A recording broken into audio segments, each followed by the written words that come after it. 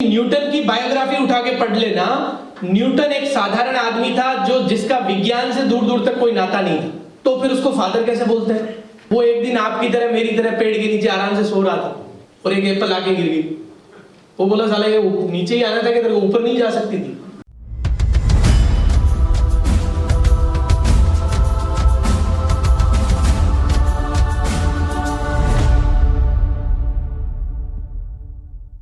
कब गुस्सा आ जाता है, कब हंसी आ जाती है, कब मोटिवेट हो जाते हैं, कब डीमोटिवेट हो जाते हैं, कब किसी पे ट्रस्ट आ जाता है।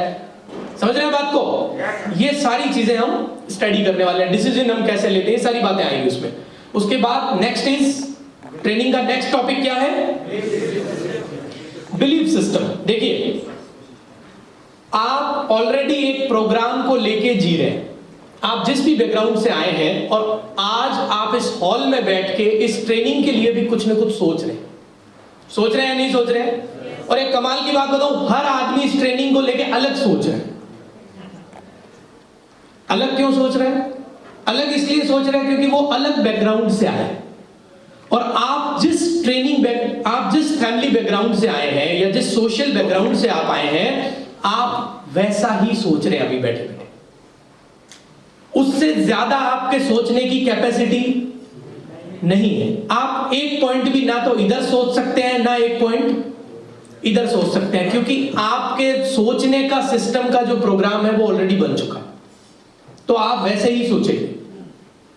समझ रहे हैं मेरी बात को? अब ये सोच जिंदगी में क्या महत्ता रखती है उसके बारे में बताता हूं। आप में से कितने लोग न्यूटन को जानते हैं? न्यूटन को कितने लोग जानते हैं? क्या किया था उस भाई ने?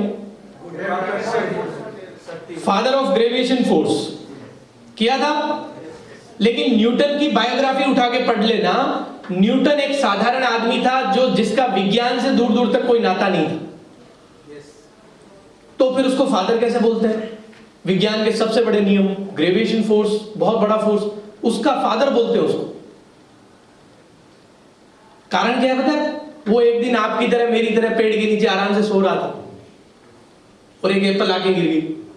वो बोला साला ये नीचे ही आना था कि तेरे को ऊपर नहीं जा सकती थी। उसी दिन सिद्धांत बन गया कि चीजें नीचे क्यों आती है, ऊपर क्यों नहीं जाती। जितने भी पीएचडी किए हुए डॉक्टर, रिसर्चर, साइंटिस्ट सारे थे पीछे लग गए उस आदमी के, और उन्होंने इतने सिद्धांत बना दिए कि पूरी की पूरी सिलेबस किताबें बन गई ग्रेविटेशन फोर्स के ऊपर। तो न्यूटन ने कुछ नहीं किया, लेकिन बाप आज भी कौन है उन सब का, वैज्ञानिकों का? न्यूटन। राइट ब्रदर्स को कितने लोग जानते हैं? क्या किया उस भाई ने? दो भाई थे, आपस में ही कर डाला। ऐसे ही कूदे थे छत से। उनकी जो प्लेन थी और आज की जो प्लेन है उसको देख लो ना, तो उनका कोई लेन देन नहीं। आपको लगेगा ऐसा तो मैं भी लेके कूद सकता था अगर इसके टाइम पैदा हो जाता। समझ में आ रही बात? वो आपकी तरह सीधा साधा आदमी था। ऐसे दो भाई भाई खेल रहे थे, खेल खेल में कूदे और दुनिया ने बोला अरे ये तो पक्षी की तरह उड़ने का खेल खेल रहे हैं। पीछे पड़ गए वैज्ञानिक और पीछे पड़ गए आज की जंबो 320 बना दी। आसमान में 1000 किलोमीटर प्रति आवर की स्पीड से भी उड़ सकती है। समझ रहे हैं मेरी बात को? तो राइट ब्रदर्स ने कुछ नहीं किया, लेकिन बाप किसको बोलते हैं एरोप्लेन का आज भी? राइट। क्या किया उस भाई ने? न्यूटन ने क्या किया? सोचा उस बात के बारे में कि ऐसा भी पॉसिबल है। समझ में आ रही बात? तो हमें भी कुछ करना नहीं, क्योंकि रिसर्च वो पूरी दुनिया करती रहेगी बाद में। हमें सिर्फ एक ही काम करना है, ढंग से बैठ के तबीयत से सोचना है। क्या करना है? तबीयत लगा के सोचना है एकदम, और ऐसा सोचना है कि रिसर्च कोई कर ले, बाप कौन रहेगा? हॉल में बैठे हुए सारे लोग रहेंगे। तो ये जो नई सोच है, अभी जो सोच आपके दिमाग में चल रही है, वो आपके पुराने प्रोग्राम का रिजल्ट है। उसके ऊपर उठ के आप सोच भी नहीं सकते हो। लेकिन ये ट्रेनिंग के बाद एक नई सोच आपके अंदर जाए, जिससे प्रकृति में कुछ नयापन आए, वो सोच आपको सोचना स्टार्ट कर। समझ में आ रही है सबको बात? उसके लिए हम इस ट्रेनिंग में हैं। तो जो भी बातें अगले 2-3 दिन में डिलीवर हो, आपको बड़े सीरियसली उनको समझना है, यही फॉर्मूला अप्लाई करना है, रिकॉग्नाइज करना है, रिलेट करना है जिंदगी में, एसिमिलेट करना है एंड अप्लाई करना है। क्लियर है सबको? तो अभी बिलीफ सिस्टम जो है, बिलीफ सिस्टम का मतलब पहले से कोई चीज को ढो रहा हूं। मतलब मोबाइल का विंडोज 95 है कि 98 है पता ही नहीं, वही चल रही है अभी तक, जबकि जरूरत किसकी है?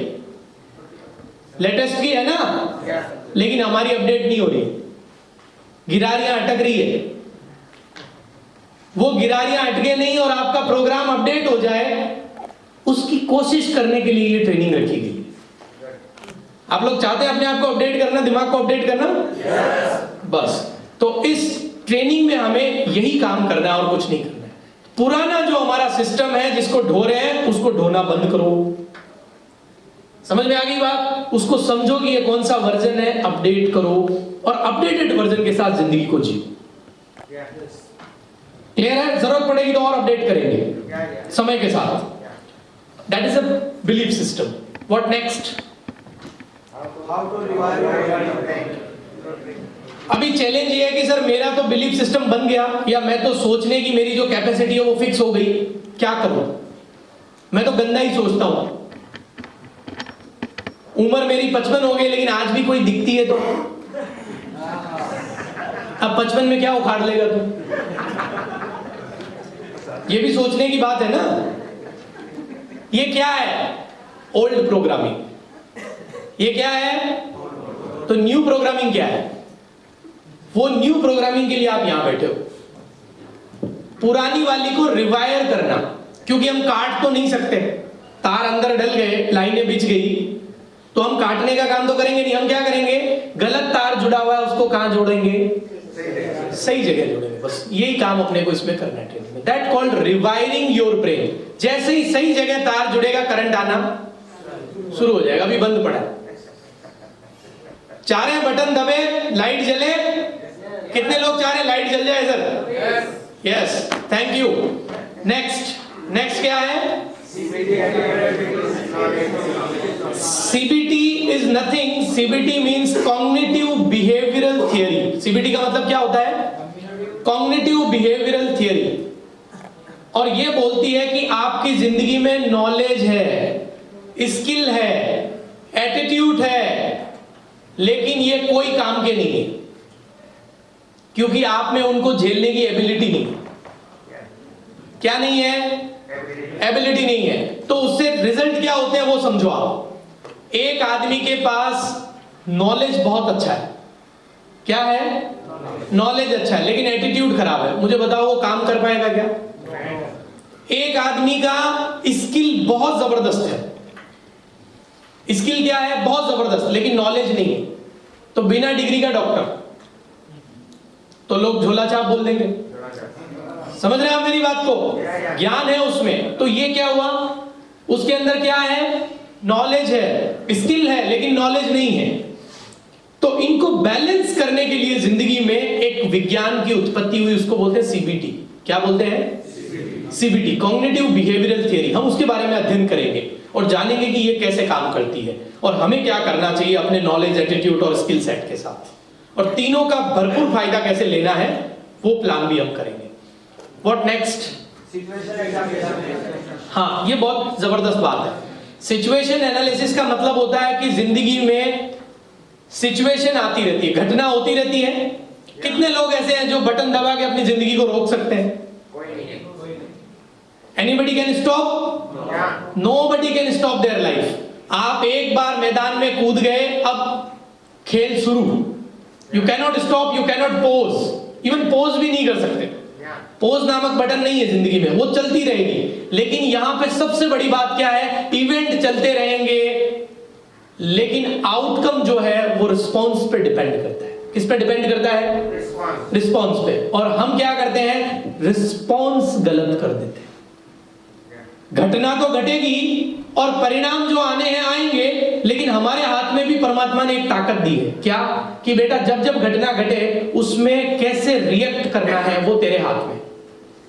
आपके साथ कुछ गलत हुआ, आप चिल्ला भी सकते हैं, आप रो भी सकते हैं, आप लड़ाई भी कर सकते हैं, और हो सकता है आप समझदारी से ऐसा काम करें कि दोबारा वो घटना ही आपके साथ ना घटे। समझ में आ रही बात? ये पूरा पावर जो है हमारे पास है, और इसी को बोलते हैं सिचुएशन एनालिसिस या एग्जामिनेशन। सिचुएशन को समझ के फिर रिएक्ट करना। कई लोग क्या करते हैं, जब भी घटना घटती है इमीडिएट रूप से उसके अंदर वो रिएक्ट करते हैं। क्या करते हैं? रिएक्ट करते हैं। लेकिन ये विज्ञान हमें ये समझाएगी कि हर सिचुएशन में तुरंत से रिएक्ट नहीं किया जाता है। सोच समझ के, अच्छा बुरा सारा पहलू देख के फिर रिस्पॉन्स किया जाता है। क्या किया जाता है? तो रिएक्ट की जगह क्या करेंगे हम? रिस्पॉन्स करना सीखेंगे। So it is next. अब जब सिचुएशन को एनालाइज करना सीख गए तो विज्ञान के पैटेंट मॉडल है कि भाई इन मॉडल को फॉलो करो तो लाइफ में आप एक स्टेप आगे चले जाएंगे। क्लियर है? तो हम क्या करते हैं, हम वो मॉडल फॉलो करते हैं जो फेल है। मॉडल कौन सा फॉलो करना चाहिए? जो टेस्टेड है, पास पास पास। कई लोगों ने अप्लाई किया अपनी जिंदगी में और पास हुआ है, तो हम भी वही सक्सेसफुल मॉडल को लाइफ में डालेंगे और उसके आउटपुट एंजॉय करेंगे। समझ में आ रही बात? So that is the next. उसके आगे क्या है? जब जिंदगी के सफल मॉडल पे काम करना शुरू करोगे तो जिंदगी आके आपसे एक सवाल पूछेगी, और सवाल क्या रहेगा पता आपको? तेरे को क्या चाहिए? भाई जब इतना सारा तूने सीख लिया तो अब तेरे को क्या चाहिए? तो उस दिन हम क्या करेंगे पता है? बोले मैं तो कंपनी बदल ली।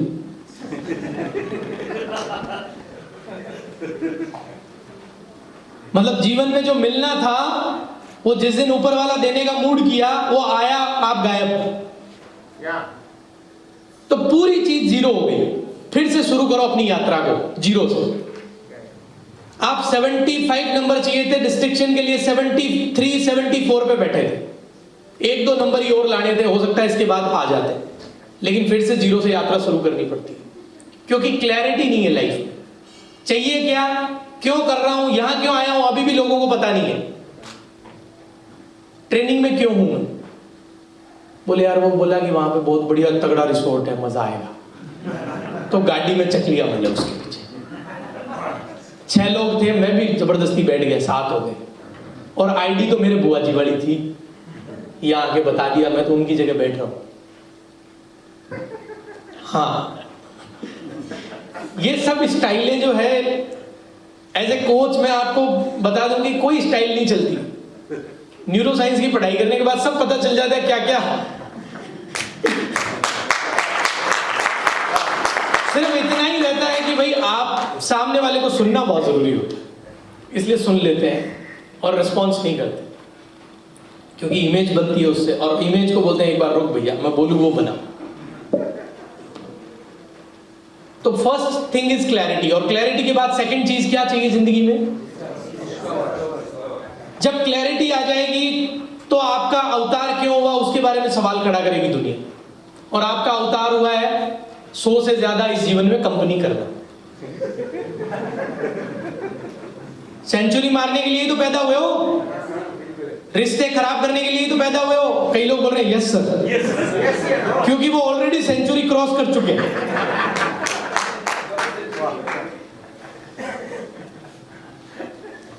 डिस्कवरी का मतलब क्या, काम कितने किया आपने पूरे लाइफ में, ये बहुत मायने रखता है। एक आदमी आता है, बोले सर क्या कर रहे हो? बोले भाई अध्यापक हूं, पढ़ाता हूं। अच्छा, 2 साल बाद है, सर क्या करते हो? अध्यापक हूं, पढ़ाता हूं। फिर 2 साल बाद है, तो सर मुझे पता आप अध्यापक को पढ़ाते हो। ऐसा ही तो होता है। और कई भाई क्या करते हैं, हाँ बोले मैं आ गया हूं, बोले मुझे पता है कुछ लेने आया। समझ में आ रही है बात? उनको देखते ही उनके रिश्तेदार, पड़ोसी, दोस्त सबके कान खड़े हो जाते हैं, ये जाएगा मेरा कुछ ना कुछ।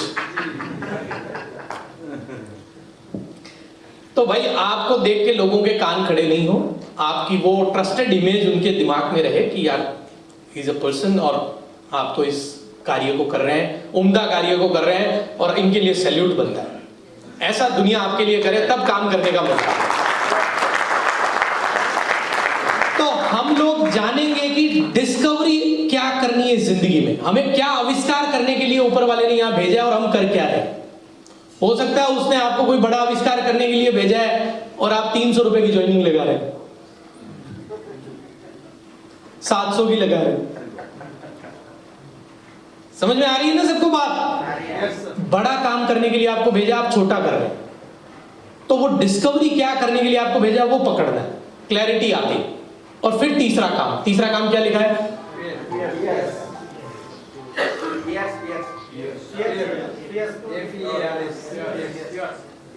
Smash fear.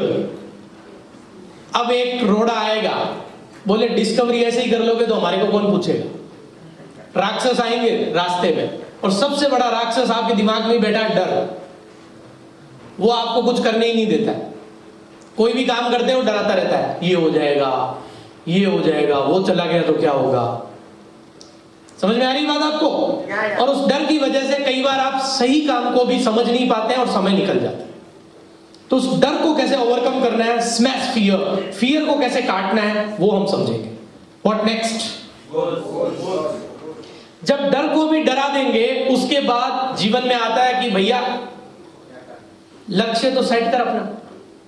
समझ में आ रही बात? तो हम अपना गोल सेट करेंगे कि जिंदगी से हमें क्या क्या चीजें निकालनी है, क्योंकि आपको एक खान दे दी है और एक दे दिया है आपको जेसीबी, बोले निकाल लो जो चाहिए। लेकिन हम लोग क्या है, जेसीबी को खान से निकालने में तो काम नहीं ले रहे, कहीं और ही प्रयोग कर रहे हैं। ऑपरेटर हैं हम उसके, लेकिन काम कुछ और करवा रहे हैं उससे। तो राइट जगह से जो चीजें अपने को चाहिए पहले डिसाइड करो, फिर निकालना शुरू करो खान में से। What next? एक्शन। देखिए, जब सेट कर लिया सब कुछ, क्लियरिटी है, डिस्कवरी करनी है जिंदगी में, डर नहीं है, तो अब एक ही काम करना है, क्या? एक्शन लेना है, भागना है। क्योंकि सिर्फ सोच ही लिया तो उससे भी काम बनने वाला नहीं है, उसके ऊपर वर्क भी करना पड़ेगा। That is action. एक्शन के बाद नेक्स्ट क्या है? जब एक्शन लेंगे तो लोगों से मिलना पड़ेगा। एक्शन लेने का मतलब क्या? फील्ड के मास्टर बनना। एक होता है कमरे का मास्टर। स्विमिंग दो तरीके से की जाती है, आजकल जूम पे भी स्विमिंग सिखाते हैं, पता है क्या आपको? हाँ, उसमें सिखाते हैं सबसे पहले पानी में अपना लेफ्ट पैर डालें, फिर कोशिश करें राइट को भी थोड़ा डालें, फिर हाथों को आगे पीछे करें, इतने में तो डूब मरेगा कोई। ये है वर्चुअल सिखाने का तरीका। स्विमिंग कैसे सीखते हैं? कमरे में बैठे बैठे सीख सकते हो क्या स्विमिंग? स्विमिंग पूल में उतरना पड़ेगा। लेकिन कई लोग चाहते हैं कमरे में बैठ के स्विमिंग कर लो। तो जब आप फील्ड में जाएंगे तो फील्ड में चैलेंज आएंगे। चैलेंज क्या? कम्युनिकेशन। वहां पे अलग अलग प्रकार के प्राणी परमात्मा ने छोड़ रखे हैं। कई ऐसे हैं जो सुनने को तैयार ही नहीं, तुम्हारी सुनेंगे ही नहीं, कान बंद है उनके। कई लोग कैसे हैं, बोले आने दो जो भी है, 2 घंटे सुनेंगे ही सुनेंगे, आपको रिप्लाई कुछ नहीं करेंगे। चाय पिला देंगे, खाना खिला देंगे, नाश्ता करा देंगे, बोले साहब अब बोले जाओ। हाँ, वो सुनते ही हैं, बाकी एक्शन नहीं लेते हो। समझ में आ रही बात? डिफरेंट टाइप के लोग मिलेंगे, तो उन लोगों से कैसे आपको डील करना है, उन लोगों से कैसे आपको डील करना है, ये अपन कम्युनिकेशन मॉडल जब क्लियर करेंगे तब समझ में आएगा। कि अगर कोई बाप बन के बैठा है तो बाप वाले तरीके से बात करो, और कोई बेटा बन के बैठा है तो बेटे वाले तरीके से कम्युनिकेशन करो। देखिए, लाइफ में कम्युनिकेशन में भी कम्युनिकेशन डिफरेंट टाइप का होता है। जैसे मैं आपको एग्जांपल से समझाता हूं। एक होता है communication, that communication is usual communication between husband and wife, that is a usual communication, right? And unusual communication between teacher and student. जो बात पति पत्नी कर सकते हैं, क्या एक अध्यापक और बच्चा कर सकता है? नहीं। दोनों के बीच में क्या होता है? गैप होता है ना। गुरुजी मारेंगे, खींच के कुछ है, गुस्सा कर दिया तो क्या होगा, डर रहता है ना मन में। तो ये कम्युनिकेशन का जो मॉडल है ना, इसको हमें समझना है कि किस आदमी से कैसी बात करें, कितनी करें, ताकि अपना काम हो जाए। उसके लिए विज्ञान ने कुछ प्रमाणित मॉडल दिए हैं, उन प्रमाणित मॉडल को डिस्कस करेंगे। What next? एक कहावत सुनी होगी, मन के हारे हार है और मन के जीते। तो दिमाग को तो जीत लेंगे लेकिन मन को नहीं जीता तो चैलेंज है। मन कहां होता है थोड़ा बताना मेरे को। How many of you know मन नामक प्राणी कहां रहता है शरीर में? हाँ जी, कौन बताएगा? हरियाणा वाले पहले ही बोल रहे हैं, हमें तो पूछना ही मत, मन का अपने कोई काम नहीं। हाँ 140 स्पीड से रहता, पता ही नहीं रहता इसको कब कहाँ रहता क्या। यस यस, सो सर मन कहां रहता है? इधर इधर इधर।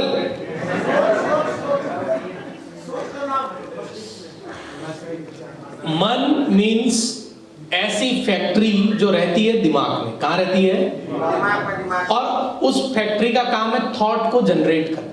फैक्ट्री का काम क्या है? थॉट को जनरेट करना। जहां थॉट जनरेट होती है उसको क्या बोलते हैं? माइंड। क्या बोलते हैं? माइंड। और माइंड नामक फैक्ट्री ब्रेन में रहती है। माइंड नामक फैक्ट्री कहां रहती है? कई लोग मन बोलते यहां हाथ लगाते हैं, ढूंढते हैं यहां पे कहीं है क्या, या नहीं है बेटा। तो माइंड एंड ब्रेन में क्लियर हुआ डिफरेंस क्या है? इस मन की भी ऊर्जाएं जो है, एनर्जी जो है, वो एनर्जी की सबसे हाईएस्ट फॉर्म है, वो है कलेक्टिव एनर्जी।